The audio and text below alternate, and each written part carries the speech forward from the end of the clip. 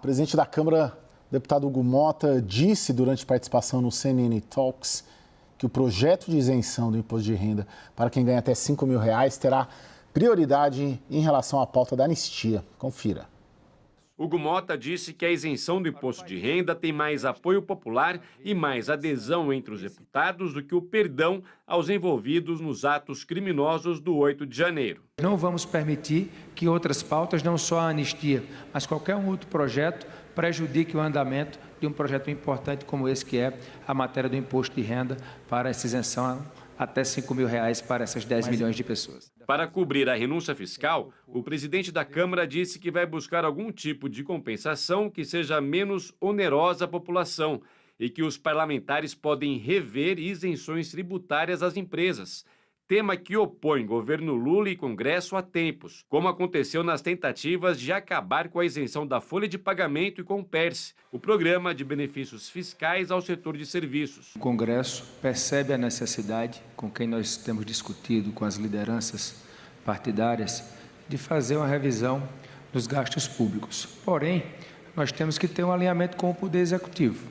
Não há como o Congresso enfrentar uma agenda dessa se não houver do Executivo também a concordância para se discutir esses temas. Mota, no entanto, já deu como certo que o projeto de isenção sofrerá alterações.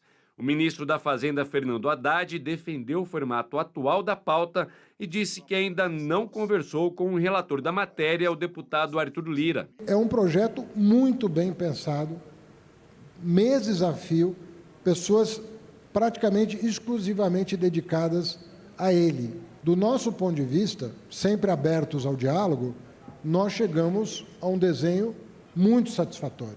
Presente no painel do CNN Talks, o presidente da Febraban, Isaac Sidney, ponderou que o equilíbrio das contas públicas também passa pela participação do Congresso. Assim como é importante não deixarmos o ministro da Economia só. Às vezes eu o vejo como um goleiro e cheio de jogador tentando bater o pênalti. Não. Ele precisa de apoio, uma barreira importante no campo, e o Congresso pode ser fundamental nessa barreira.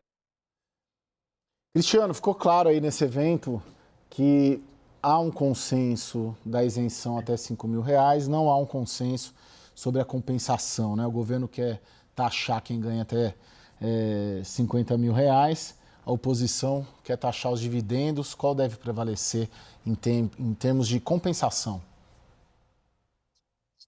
Olha, Caio, um ponto importante é que, inclusive, a Arco fez uma pesquisa mostrando que mais de 90% da Câmara dos Deputados é a favor dessa isenção. O que pega é justamente essa compensação, que o Congresso não está, vamos dizer assim, tão alinhado com o governo com essas medidas. Lembrando que o senador Ciro Nogueira, que é presidente do PP, mesmo partido do relator, Arthur Lira, encaminhou à Câmara dos Deputados, né, uma série de sugestões propondo, como, por exemplo, esse aumento do pagamento de tributo, não 50 mil, mas 150 mil. Propôs também um corte linear em todas as isenções tributárias. Aliás, essas isenções tributárias que vem sendo pauta também defendida ali pela ministra do Planejamento, Simone Tebet. Então, Caio, as conversas estão só começando. A urgência desse projeto, que são 45 dias, vence no sábado, dia 3 de maio. Fatalmente o governo vai ter que tirar essa urgência. E há uma previsão, inclusive, do presidente da comissão, de que a Câmara só vai concluir a votação dessa matéria em agosto, né? Então, tem muita água para rolar aí, o debate está muito incipiente, não houve ainda nem instalação dessa comissão especial, aliás, que o Hugo Mota prevê só no início de maio, muito provavelmente até depois do feriado do dia 1º de maio, e aí é que a gente vai ver essas discussões acontecendo. Mas vai ser um debate duro, como eu disse, não pelo lado da isenção, mas pelo lado da compensação. Lembrando que isso faz parte de uma agenda prioritária do governo, com intuito de trazer boas notícias em ano eleitoral. Aliás, o presidente faz uma série de movimentos, não apenas o projeto de lei do imposto de renda, mas a própria PEC da segurança que foi encaminhada hoje, e esse esforço para trazer a União Brasil para a base do governo. Ô Thaís, agora tinha um receio dos empresários, pelo menos, de ter uma bitributação, né? De ter dividendos e ter O Congresso está sensível? Você sente, ou você sente do lado do setor produtivo, financeiro, de que estão conseguindo, de alguma maneira, influenciar nesse debate que o Cristiano coloca, que está só começando? Olha, eu acho assim, né, essa pesquisa que o Cristiano traz, de 90% é a favor do projeto, porque assim, é um suicídio político não ser a favor desse projeto, né? E a política é a área de vocês, mas eu acho que é mais ou menos por aí. E o setor privado já entendeu que é melhor não se colocar contra isso. Ele vai ter que ajudar o Congresso Nacional a achar a melhor solução, que seja uma solução que deixe o projeto viável e de pé economicamente, né, do ponto de vista fiscal. Então, o setor empresarial já entendeu também que não pode se opor. O governo está trazendo muita consistência, por exemplo, da tal da tarifa, da taxa efetiva. Olha, o setor privado tem razão de dizer que o imposto de renda sobre pessoa jurídica no Brasil é um dos mais altos do mundo, 34%, não faz nenhum sentido. Então, se quiser tributar o dividendo, tem que baixar o imposto de renda sobre a pessoa jurídica. E o governo está dizendo, realmente é 34%, mas a efetiva, que a maioria das empresas paga, não é 34%, não, é bem a menos do que isso, né? Então, veja como a reunião dos dados e um aprofundamento sobre o que está acontecendo na tributação da renda do Brasil acaba dando uma certa vantagem ao governo federal nessa discussão, né? Então, alguns temas já estão dados e não tem ninguém que vai conseguir fazer lobby contra isso. Um deles é a tal da justiça tributária. O outro é a realidade do que se paga de imposto sobre o Brasil. O que pesa contra o governo é o fato do governo querer essa compensação que gera uma tributação maior para o setor privado, para os mais ricos, mas que pode resvalar na gestão das empresas, sem ele mesmo fazer a sua própria compensação de encaminhar uma discussão sobre gasto público. Aí é que desequilibra o debate. Jussara, em cima disso, tem uma disputa muito grande de protagonismo em cima desse projeto, justamente como a Thaís coloca, e contra esse projeto é suicídio político. O Congresso está tentando, isso está muito incipiente ainda, mas o Congresso tentando puxar esse protagonismo para si, para que a aprovação no final do ano desse projeto não seja muito utilizada ou apenas utilizada pelo Palácio do Planalto, pelo presidente Lula na sua campanha à reeleição. Você enxerga o Congresso conseguindo ou querendo muito, ou tendo uma estratégia política clara de que, uma vez aprovado esse projeto, vai ter uma cara do Congresso Nacional e vai ser capitalizado politicamente e eleitoralmente por deputados e senadores mais do que o próprio presidente da República, candidato à reeleição que é? Olha, Caio, o que a gente ouve pelo governo é que o governo, ao iniciar a negociação para este projeto, né, para esse texto, resolveu falar, vamos dividir isso com o Congresso. É um jeito ali também de buscar mais apoio. Mas a partir do momento que a comissão especial tem como relator o ex-presidente da Câmara, Arthur Lira, dá para entender que o Congresso não vem para brincar na hora de refazer esse texto. Porque o presidente manda o projeto, mas se sabe ali que o Congresso está com apetite para deixar suas digitais nesse texto e fazer essas mudanças. Claro, como você disse, tem uma percepção não, há um consenso de que ir contra esse projeto que isenta até quem ganha até R$5 mil, que isso é ruim, nem a oposição consegue se colocar contrária a isso. Agora é saber como eles vão fazer, como vai ser o alívio, né, da compensação. Isso que está em discussão e que deve, o que a gente deve mais se debruçar sobre isso nos próximos meses. Ainda essa comissão especial não foi instalada, mas, claro, com Arthur Lira à frente, já pensando ali como vai ser ali. Inclusive, já tem algumas propostas dele, tentando resgatar um projeto do ex-ministro da Economia, Paulo Guedes, enfim. Há uma série de ações que o Congresso, em especial a oposição, vai tentar ali, vai trazer para ele algum crédito para isso e, claro, o governo vai negociando para também capitalizar isso nas eleições de 2026. Lembrando que é essencial para o governo aprovar esse texto, essa medida ainda neste ano, para começar a valer no próximo ano e obviamente, ano eleitoral, o presidente não ser cobrado por uma promessa de campanha em 2022. O Cristiano, na sua primeira intervenção, você colocou o calendário, um calendário apertado. Estamos em 23 de abril, a agência do projeto até 3 de maio, a comissão sequer foi instalada.